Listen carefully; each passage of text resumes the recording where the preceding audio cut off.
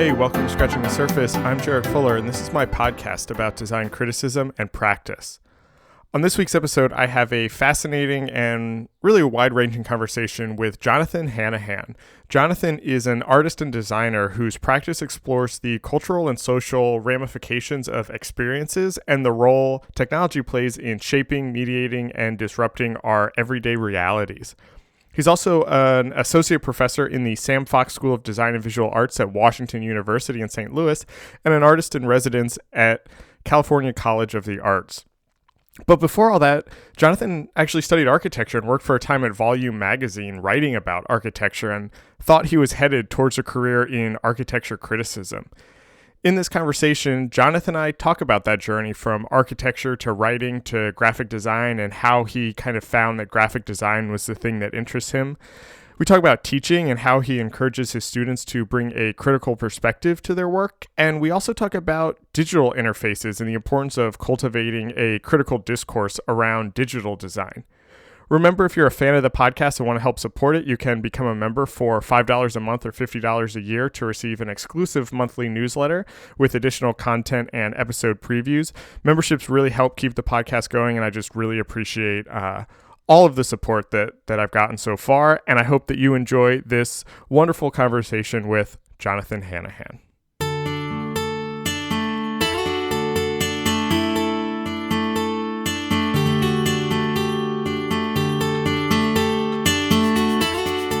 I usually like to start these talking about people's backgrounds and kind of how they got into design, and I think that's I kind of want to talk about your background because you originally studied architecture, right?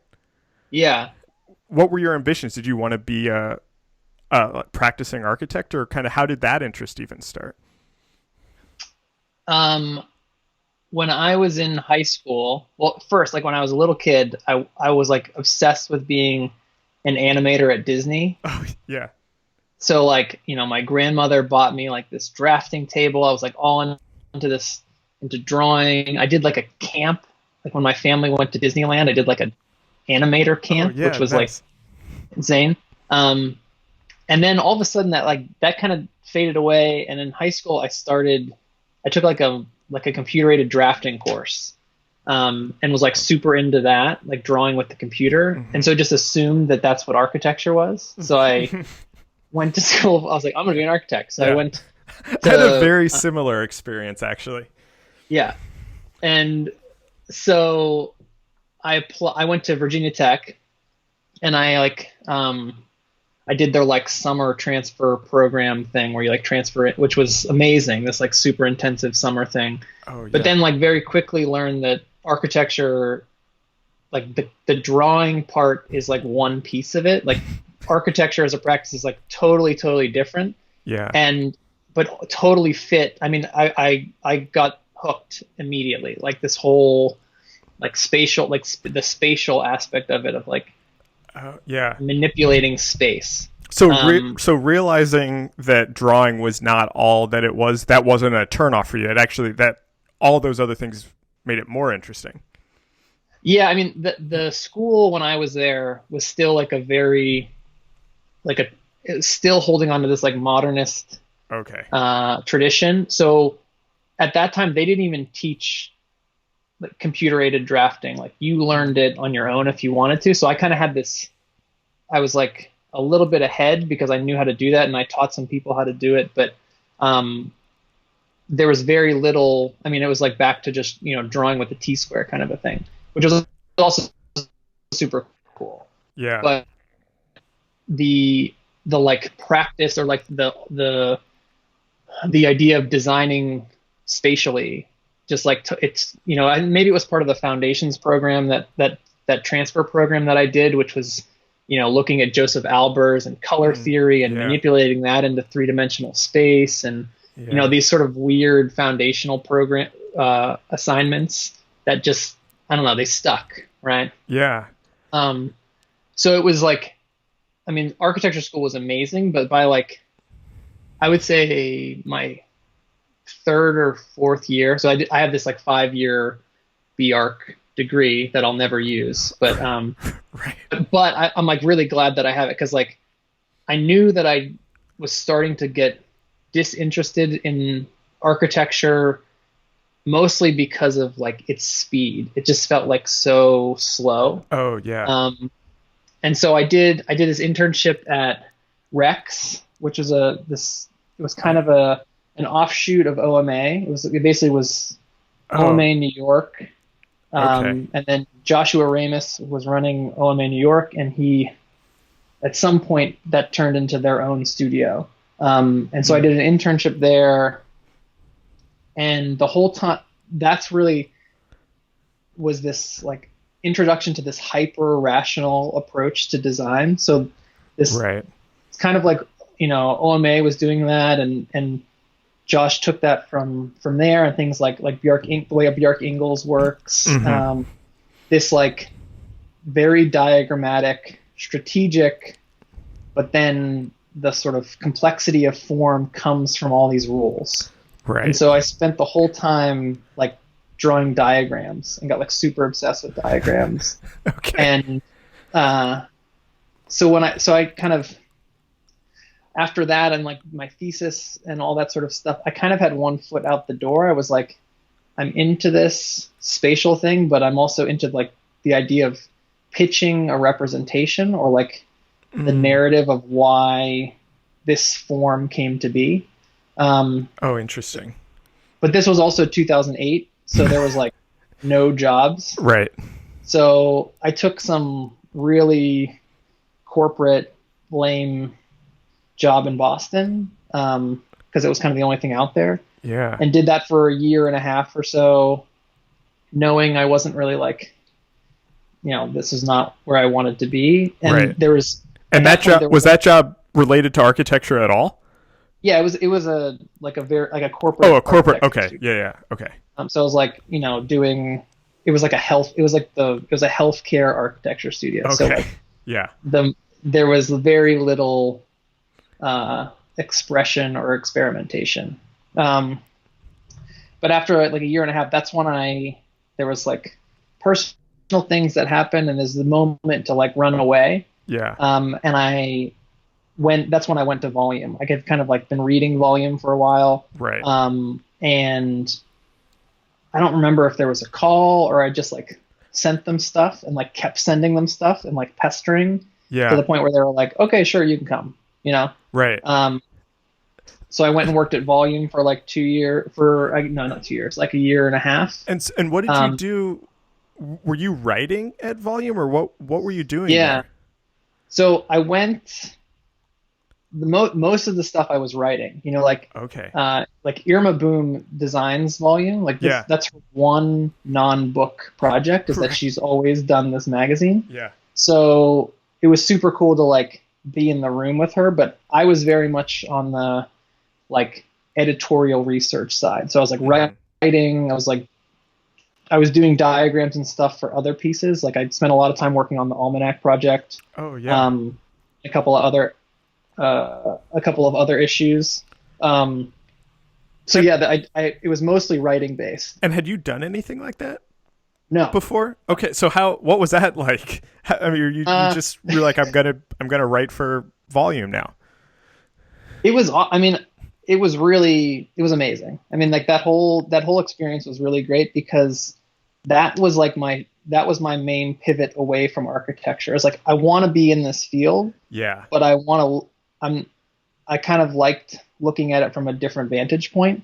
Oh, interesting. And so there was this, what was amazing was like, we'd work for 3 months on an issue and you're killing yourself on this thing. And then like you get to hold it, you know, and then Right. you get to give it away. That was like it was like this epiphany for me that like I could work on this like I was working on bathroom details at this architecture studio, Right. but then I could actually see it realized, and then I could like watch other people interacting with it, which like was kind of a game changer, you know. Yeah. So I thought then I thought I was going to like go into architectural criticism, right? Yeah.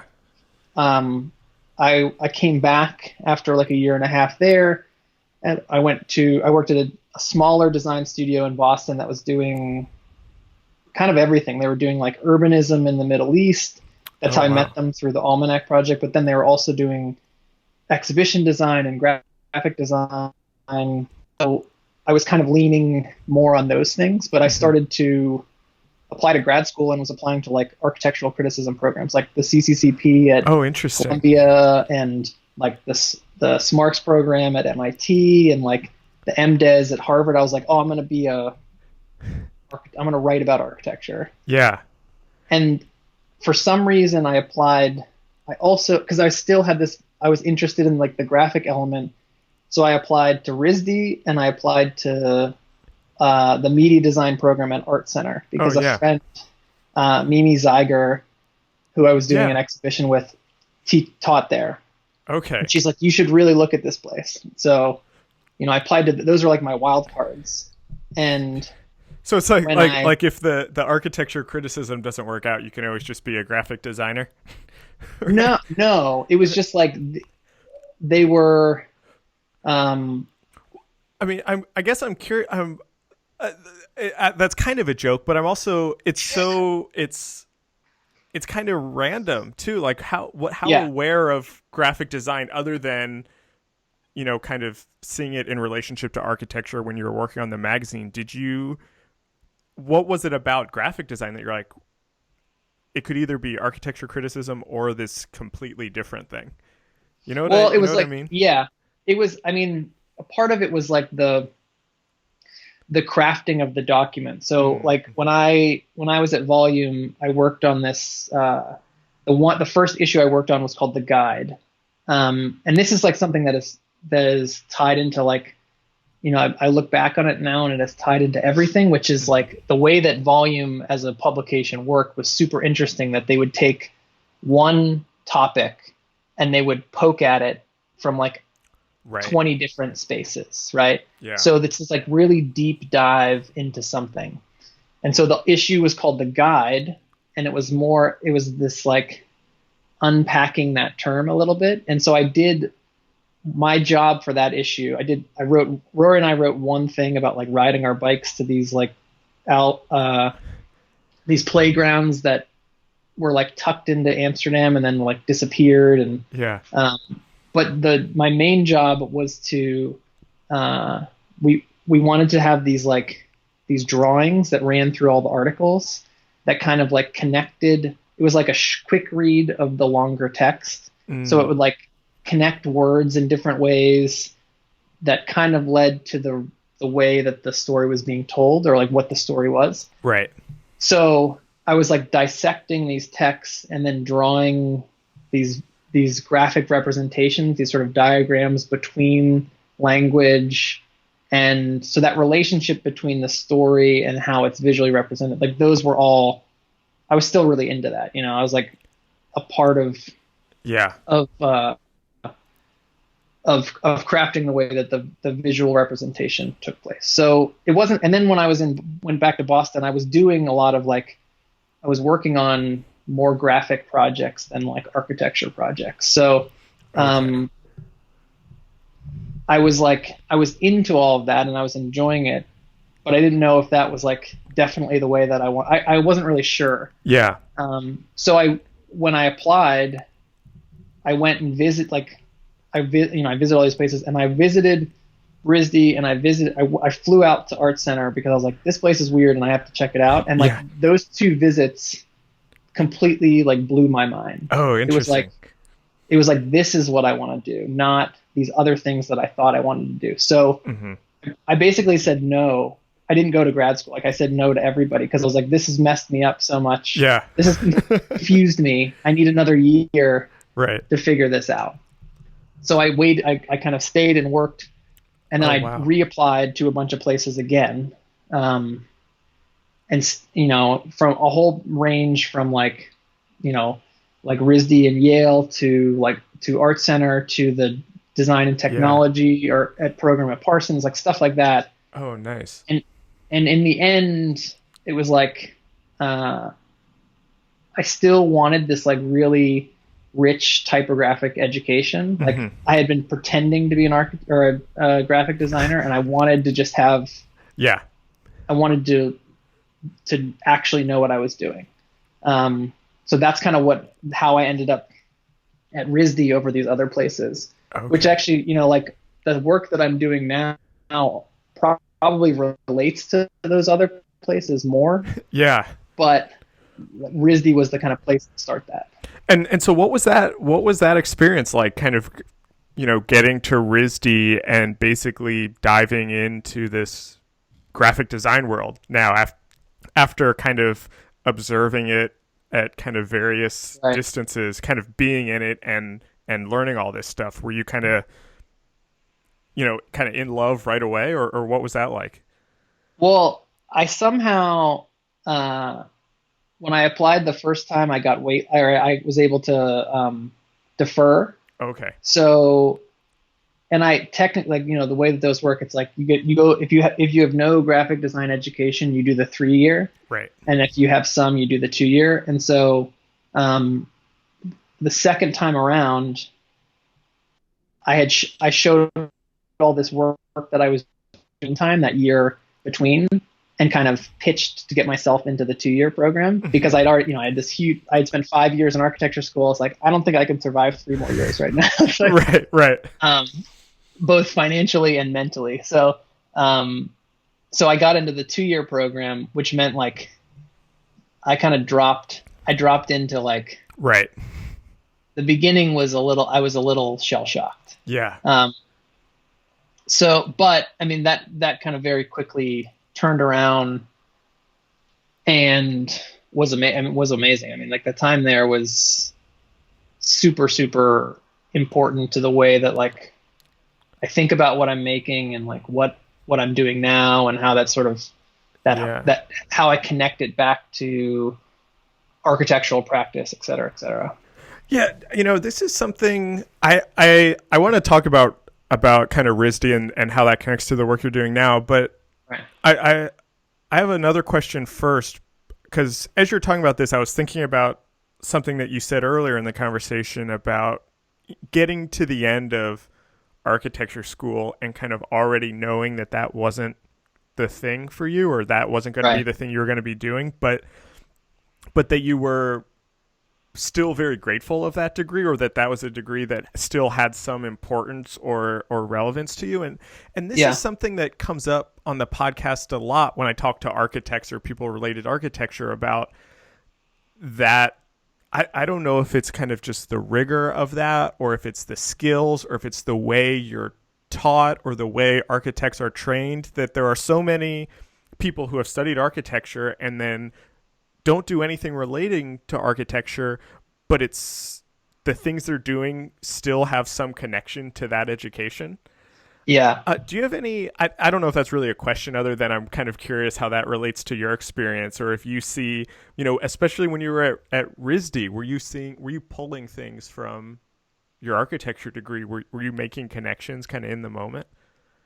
Yeah. I mean, I think when I was a student, when an architecture student, I realized I was always more interested in architects who came from somewhere else and then came into architecture. Yeah. So there's something about the melding of those two things that just it just had a far more interesting output.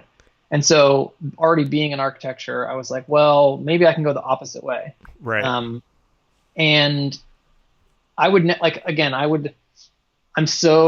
have this professional degree. I could take my licensing exam and be a registered architect, and I want to, but I never will. Mm-hmm. But I wouldn't trade that experience, because I've noticed, especially now that I'm teaching, is that the ability to think in multiple dimensions is a skill to be cherished. Like, it's particularly in graphic design, which is stuck at this, or can be stuck in this like flatness, two-dimensional space, is that I almost took that for granted for a long time. And now that I'm trying, like, as I speak with students or I'm talking with other people, and I just sort of go there. Mm-hmm. I realize like there's something to thinking about a design problem spatially, but also through time and sequence and all those things that don't necessarily they aren't necessarily there in other educational systems, I guess. Yeah. And so when you were at RISD, what were you thinking was going to come next? Like, were you thinking you were going to go work at a design studio? Did you want kind of a to be a designer at that point? No, I mean, I knew I wanted to teach. Like, Okay. there was a when I left architecture school, I was kind of like, I'm going to go out and do some stuff for a couple of years and figure out what I want to go back to grad school for. And then I want to take that to have some sort of like, to have teaching be a part of that. So okay. those first years when I was in Boston, I was teaching nights at this place called the Boston Architecture College, which is basically it's like for go to school full time. Yeah. It's like it's set up at nights. The old model used to be that all students were working in some studio while they were students. Like you had to be working.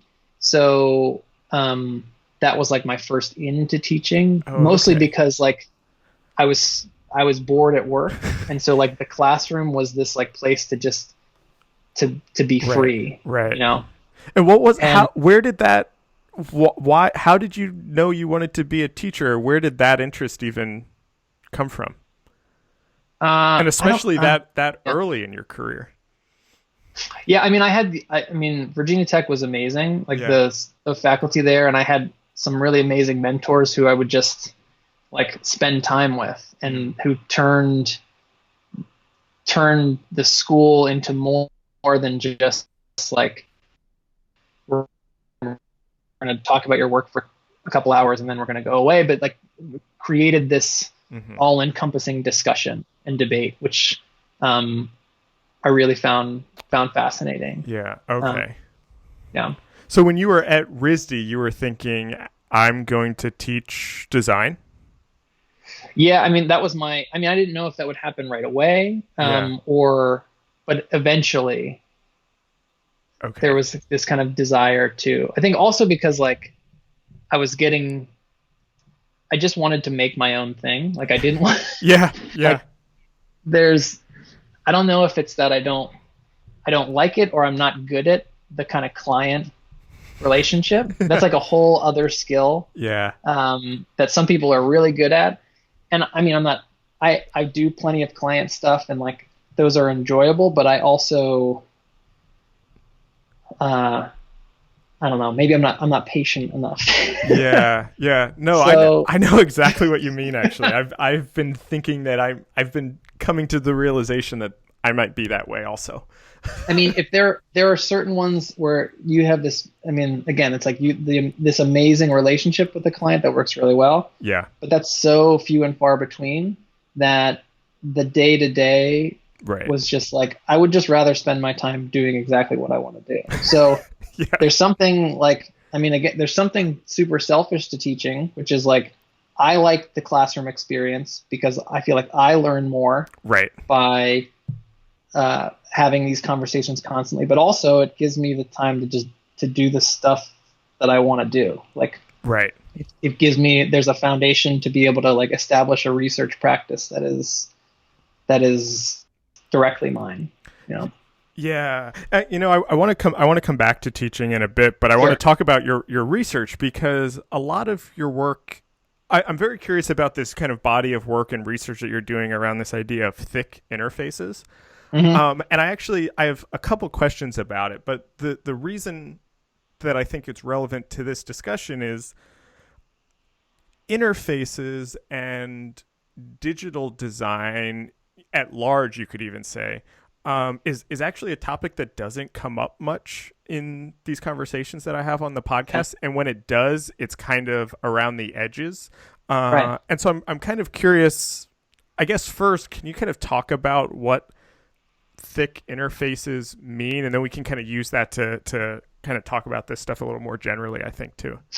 Yeah. So this started as my graduate thesis and kind of came from really my introduction to the web. Like, but I guess before that, it was my assumption, I kind of looked at web design as just like a place to stick posters, like it was this is like just other place to stick stuff. And I took this course with Clint Vala at RISD, who is like he's an artist, but it was teaching in the design program, and he taught the web course.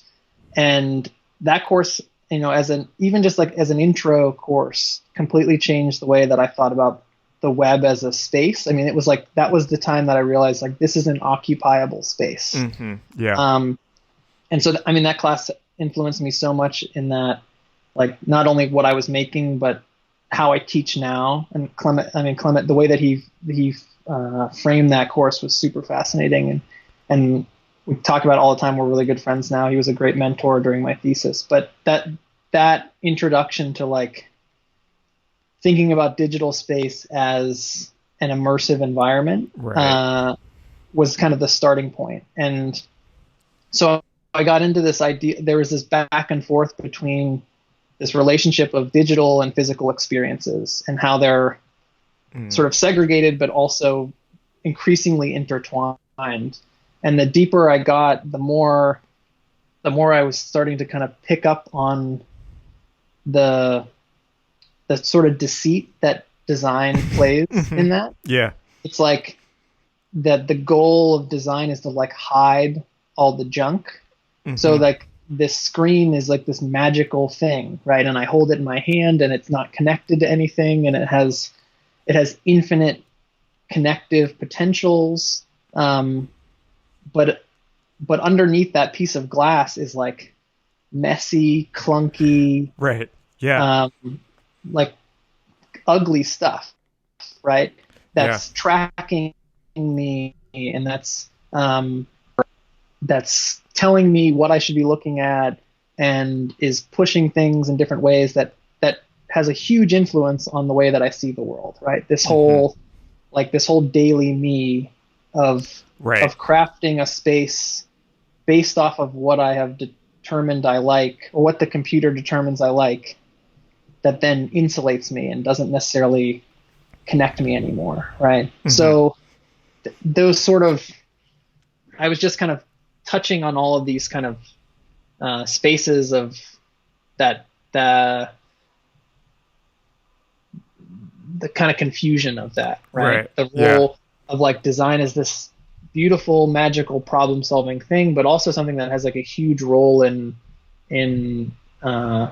masking kind of what we're seeing, right? Yeah. So this idea of thick interfaces was to kind of break that mold of speed and thinness and lightness and magic, and reintroduce this idea of, like, slowness and clunkiness and disruption as a way to kind of understand and visualize what's happening kind of under the screen, right? So I was really interested in temporarily disrupting super familiar experiences as a way to say, like, because if we're in this space where now we take the speed of the internet and we take the actions, the subconscious actions that we do for granted, right? Like, when I click a button, it's going to take me to this thing. Or if this doesn't load right away, something is broken. And so I started to kind of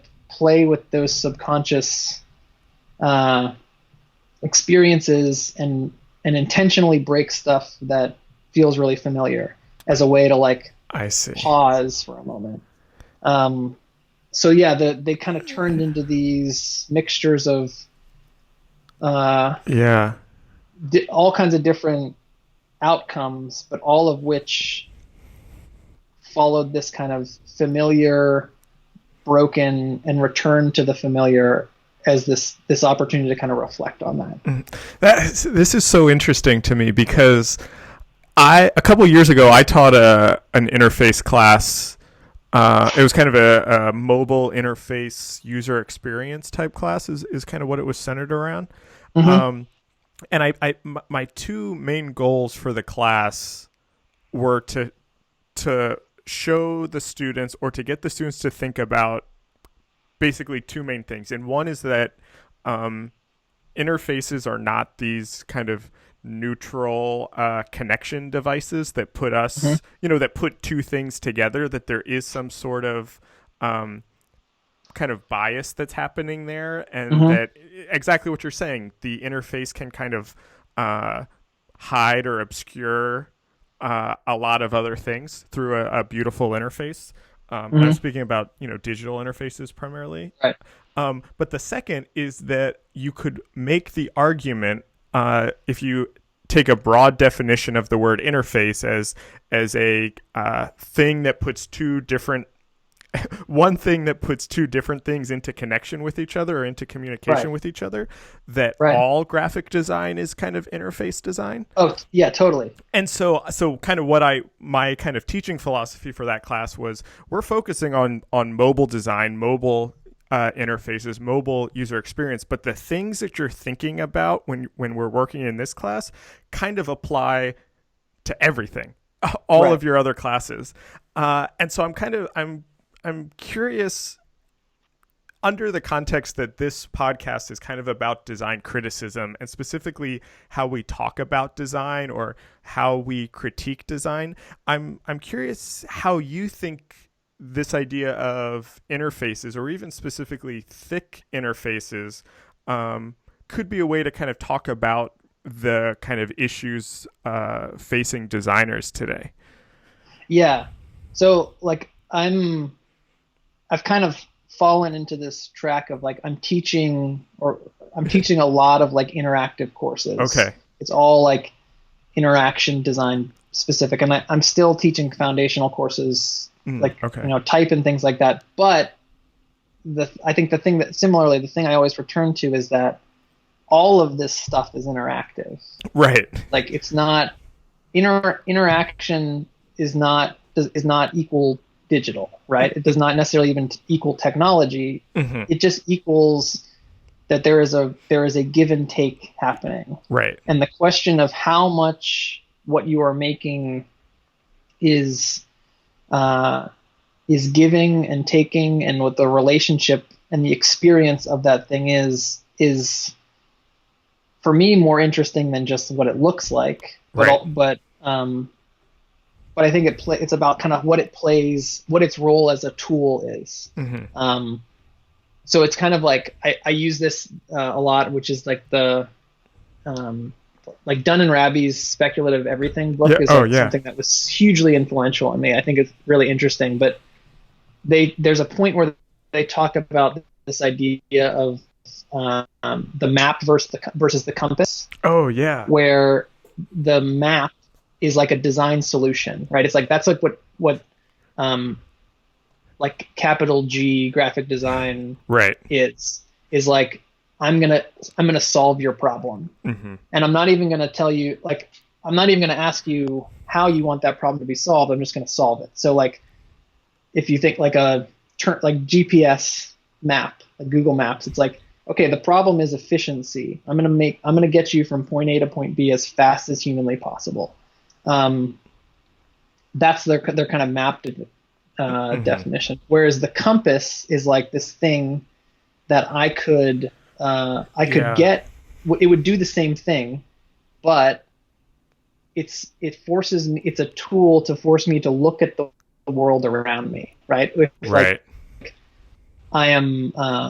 If I'm just following turn here, turn here, turn here, I'm not paying attention to the environment that I'm in. Versus with the compass, like maybe I see something that is not technically the right direction, but looks super interesting, so I'm going to check it out. Yeah. And like it takes me longer to get there, but eventually I do, and essentially the experience becomes more important than the destination.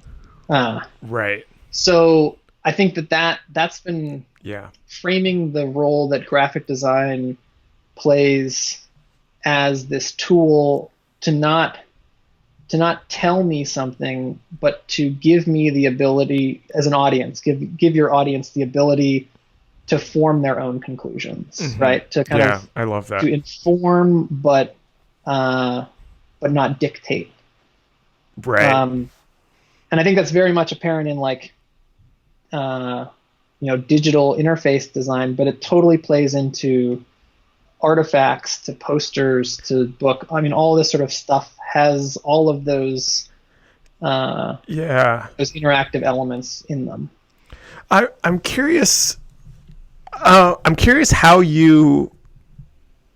This is such a overly simplistic question, but I'm curious how you approach what you just said in the classroom, and how, because and I'm asking this purely selfishly because I found, and this is a bit of a blanket statement, but that there are always a group of students that just want to make stuff that looks cool. Or they just want to learn how to use the software to make stuff that looks cool. And I especially saw it when I taught the interface class, where there was a group of students that basically just wanted to make the interfaces look like all the good stuff on Dribbble. And getting them, it was a challenge for me to get them to think about interfaces and design in general as more than that. Right. How do you think about that, or how do you kind of approach that, especially in these interactive classes, or when you're kind of talking about these ideas? Yeah, I will admit that it took a while. I feel like I'm just getting it. Okay. And I think that's both because of trial and error, but also because I think now, after a couple years, I've established a rapport with the students that they know what they're getting into when they walk into my class, right. which is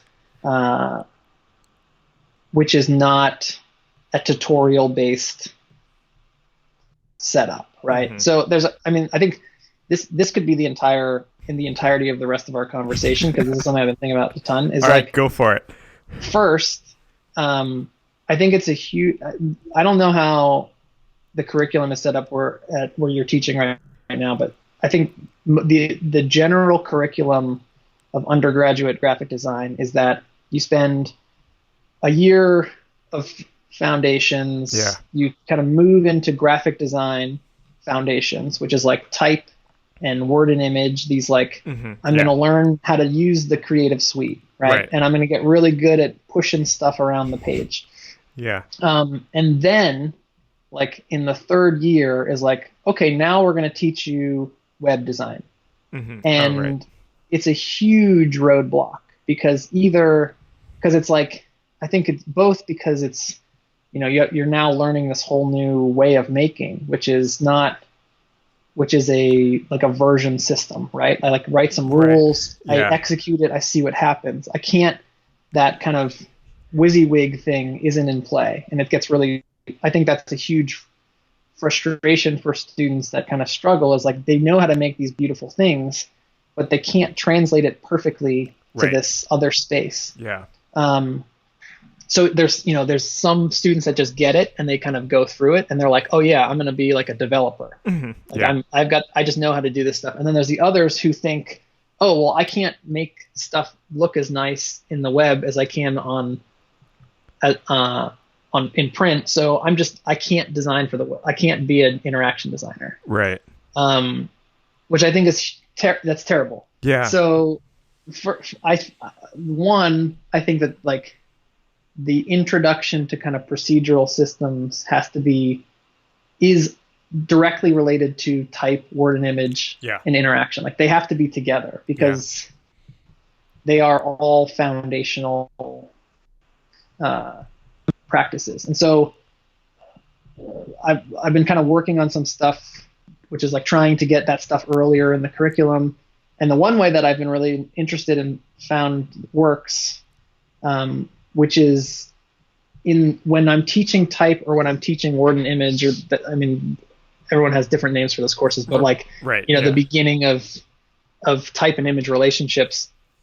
I've started setting up this system here at WashU where like at least one of the projects in those courses is procedural in nature. So like in Word and Image, we do this project called Rules and Results, where it's rather than designing a poster, they write a set of rules for somebody else to make the poster, right? Oh, interesting. I love that. So that introduces like the foundation of what designing with code is without the hindrance of code. That's right? so interesting. It brings up all these questions of how open and how you as the designer cannot control the output, but you can control how that output is being generated. So you make the decision of how open or how closed do I want this thing to be? Like, do I want to write really specific rules that make sure that every poster, no matter who makes it, looks identical? Yeah. Or do I want to open those up a little bit that gives some freedom, that the kind of, for randomness, or for that is based off of metrics from that person, or things like that, right? And so it's kind of an introduction to the process without the scariness of trying to write it in this other language. Yeah, that's such a great idea. I love that. I'm probably gonna try to borrow that to just do it. Yeah, just to tell you I'm taking that. I love that idea. Yeah. So it's the idea is like, then because we still teach these classes later, when they get there, they've already at least broken this mentality that, like, I think we teach graphic designers to like make perfect things. Like they own every aspect of the book, right? Yeah. Like, I'm going to make a book. I'm going to design every single page. I'm going to bind it myself. Everything will be perfect. It is this perfect concrete object. Whereas when you're designing for the web or for like digital things, is that you have to be willing to have the output not be the exact thing that you had planned for.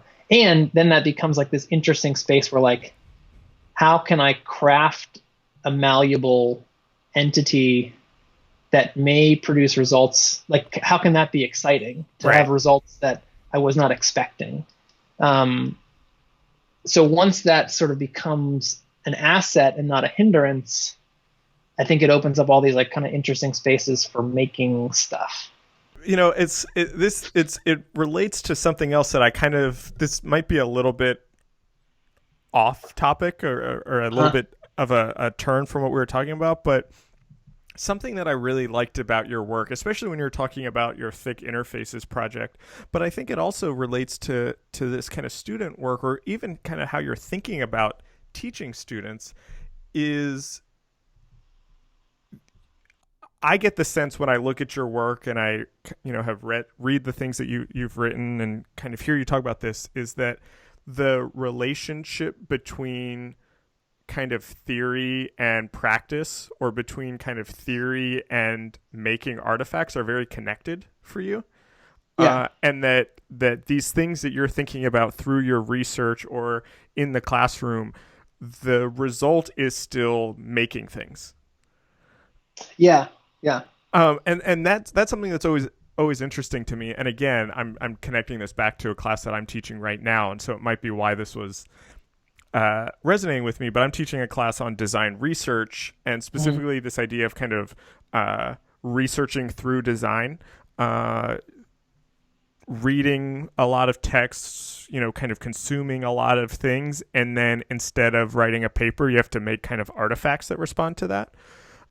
Respond to the things that you've been reading. And so I guess I have a couple questions around that. Sure. But to kind of tie it directly to what we were just talking about, I'm kind of curious about how you think about that in your own work. Is all of your research and these projects that you're working on, do you still consider them, are they research projects or are they design projects? And does that boundary even matter?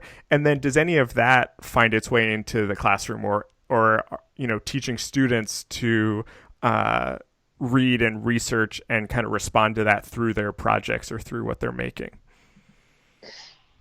Yeah. You know what I mean? Wait. That was kind of a big, Yeah. I kind of went all over the place there for a bit. So to start with like my work, Yeah.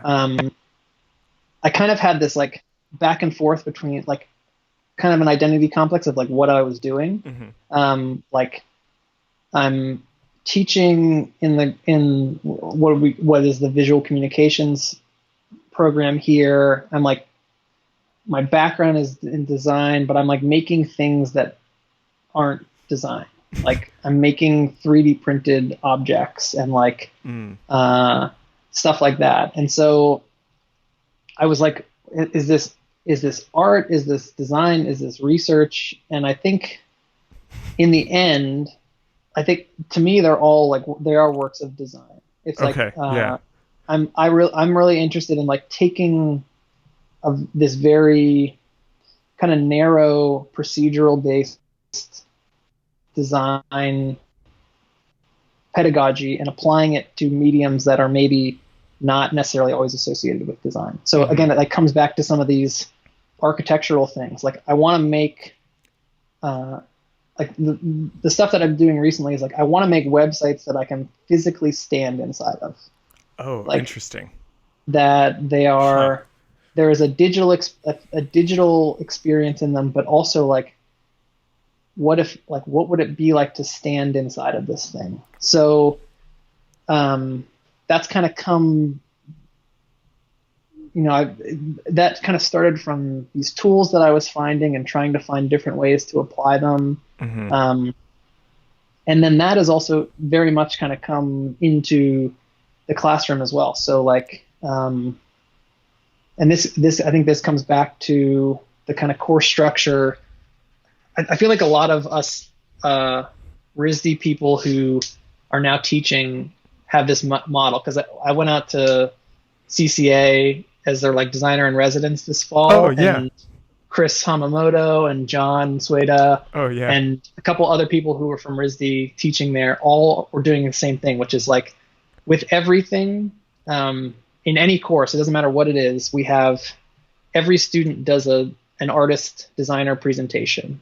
So because I'm still sort of shocked at an undergraduate level how little like they all know stuff, like they all look at Behance and stuff, but they couldn't list off who made that or like who are important names to know. You know, there's like the understanding of who the players are, and who is making and saying the things that are pushing the practice is very limited. So they all do these artist presentations, which is just like, here's a list, pick somebody, learn about them, present it to the group, and expose the whole group to that person. And then also is that there's this kind of model of like always reading stuff. So like a weekly like reading, and then everybody submits questions, and that kind of generates the dialogue. But in the sort of the idea of like how it's for me, like in these kind of interactive courses, is like I think it's naive for teachers and designers to think like we need to teach them to be experts in these tools, right? Because it's going to be different the second they leave. And in all honesty, like some of them may never touch it again. Like they may never write a line of code in their life. They'll always, if they're working in a studio, have somebody to do that who is an expert in that, do that for them. Or it just becomes, by the time they graduate, the technology is just completely obsolete. So the question is not to necessarily learn the current tools, but to learn how to navigate like how to not be fluent, but be conversive in like lots of things. So, which I think is like the designer's mantra anyway. It's like you hold on to this a little bit of like professional naivety. Like I know enough to like know what it can do, but I don't know enough to like prevent me from asking stupid questions, Yeah. So that's like that's kind of how I've treated all of these courses, is like, it's less an act of writing anything from scratch and more of like creatively hacking through anything you find. Yeah, I love that. So so I'm kind of roundabouting back to this kind of no, this is so interesting.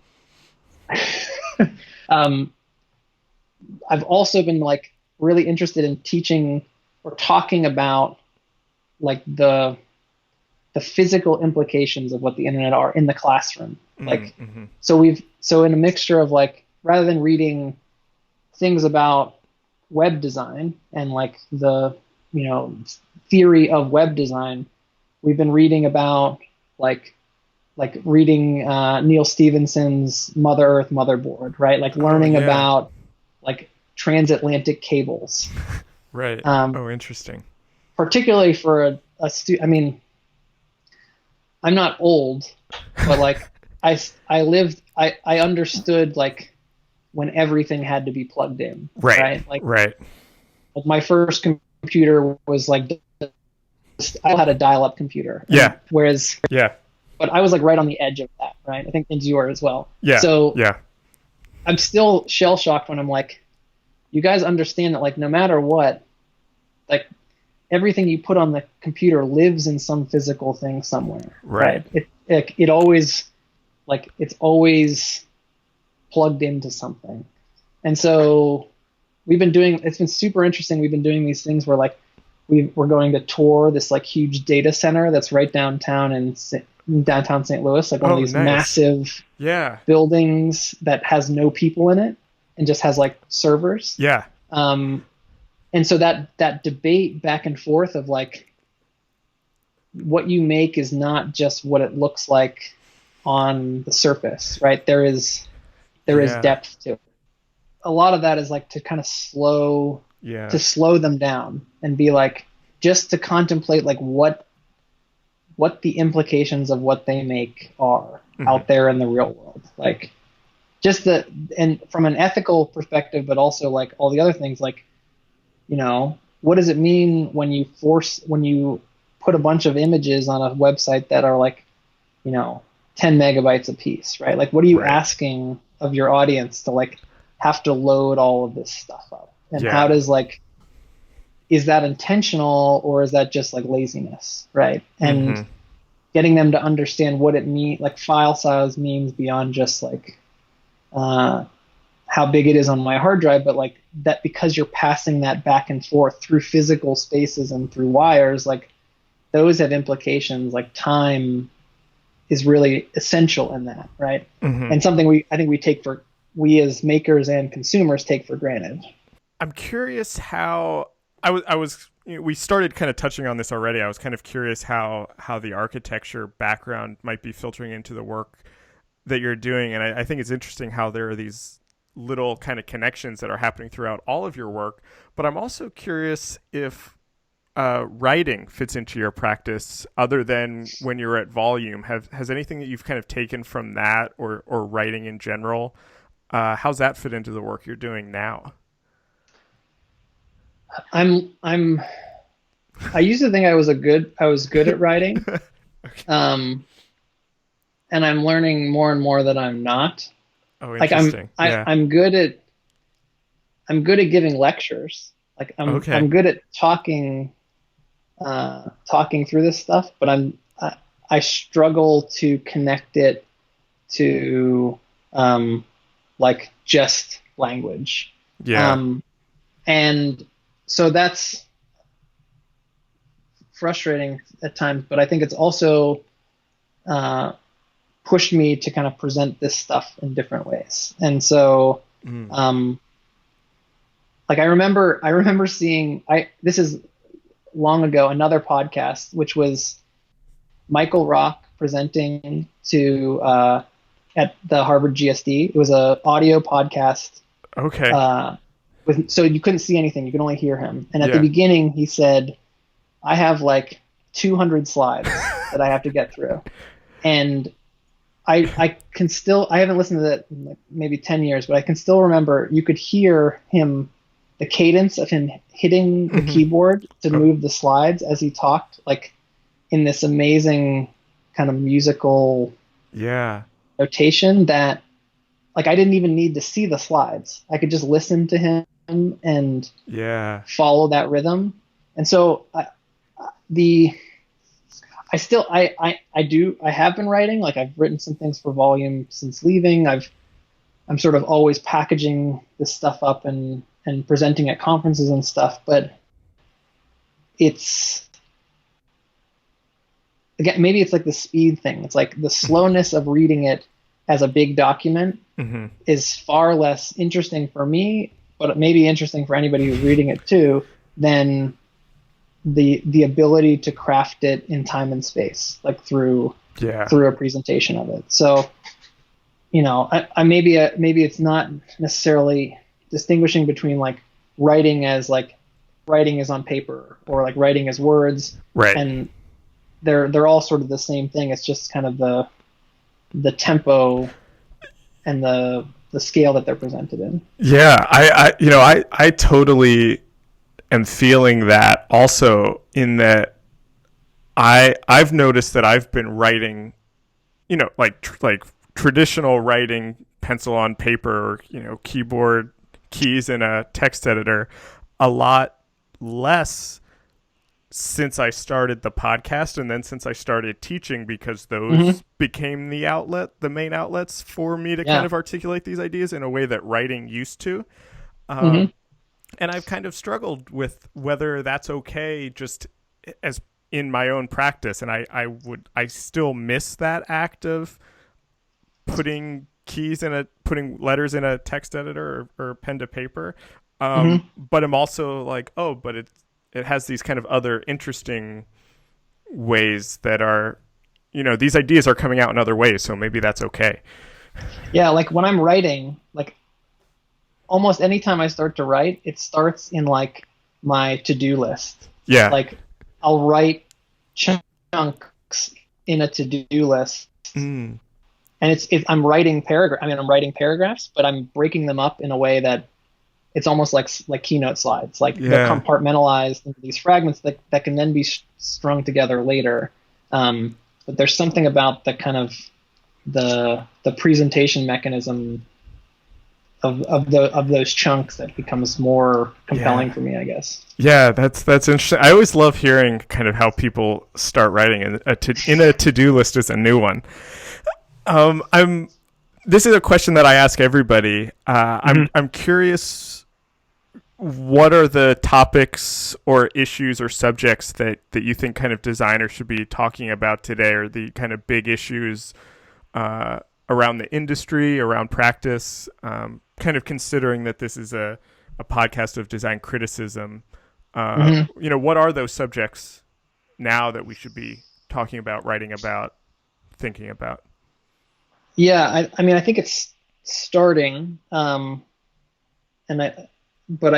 I think the ethics of what we do is infinitely more important now. Yeah. And I've been really trying to frame a practice that is both designing but also very critical of the practice of design, like and using the things that I'm making to kind of reflect back on those things. So this whole investigation into like quote unquote fake news through kind of three-dimensional representations is to just acknowledge that like this is totally a design created problem, right? And not maliciously, like it's just that it's this huge system. Like you have these designers at Facebook who are like, okay, we just want to make sure that everything that comes in here looks good. Right. But what that does is sort of strips away the context. And so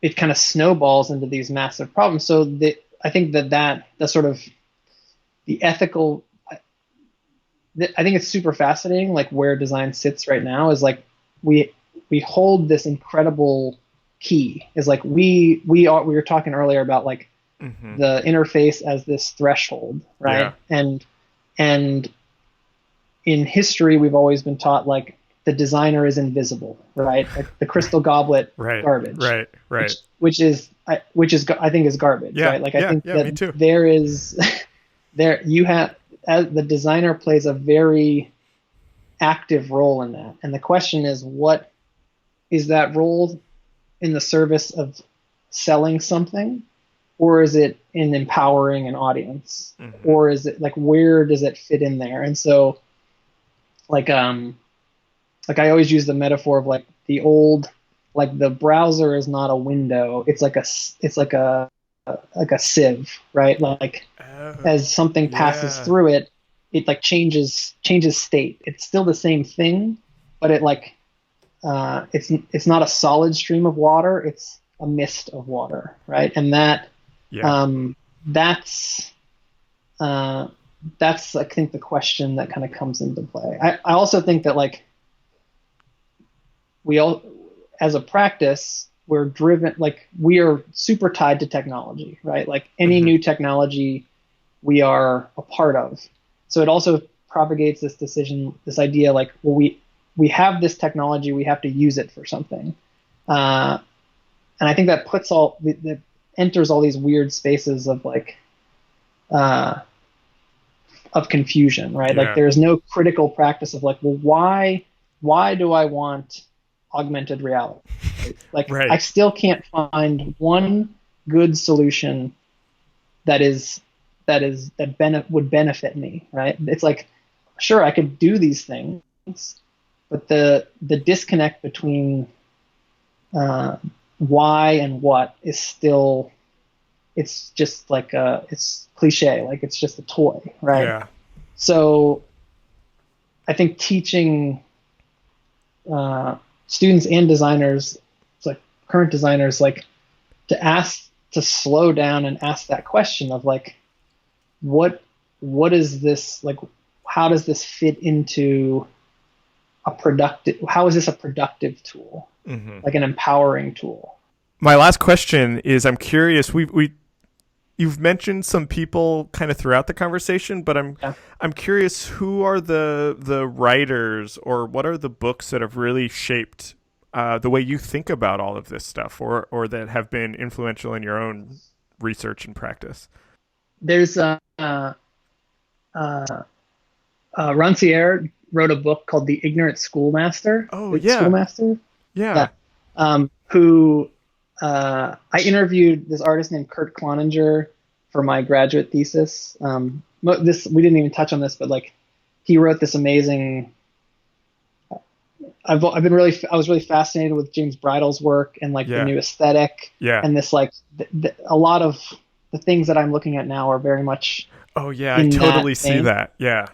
And so Kurt Cloninger wrote this amazing article, kind of critically looking at the new aesthetic as a thing.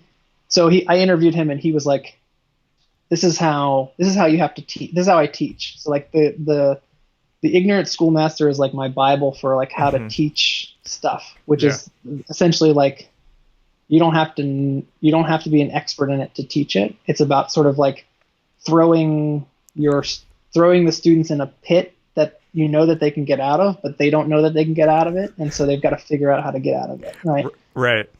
Right. Yeah, I love that.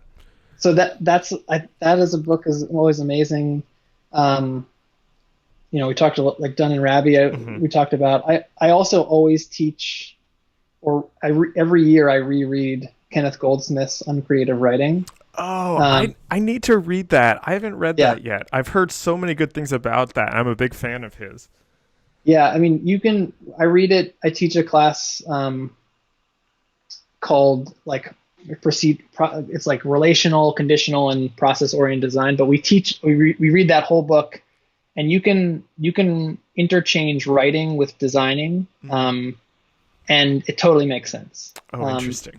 But that book, I think, in terms of this idea of not making anything new, but just recontextualizing existing information, I think is really fascinating. So, thank you so much for doing this. This was such a fun and interesting conversation for me, and I feel like it actually very selfishly relates to a lot of things I've been thinking about, both in my kind of teaching work and in my own practice. And I'm just really glad that we got to do this. And thanks for being on the show. Yeah, me too. Thanks. This episode was recorded on March 15th, 2018. Our theme music is by Andy Borgasani. We're on Twitter and Instagram at Surface Podcast. You can find us on Apple Podcasts, Google Play, SoundCloud, and at scratchingthesurface.fm. Thanks for listening.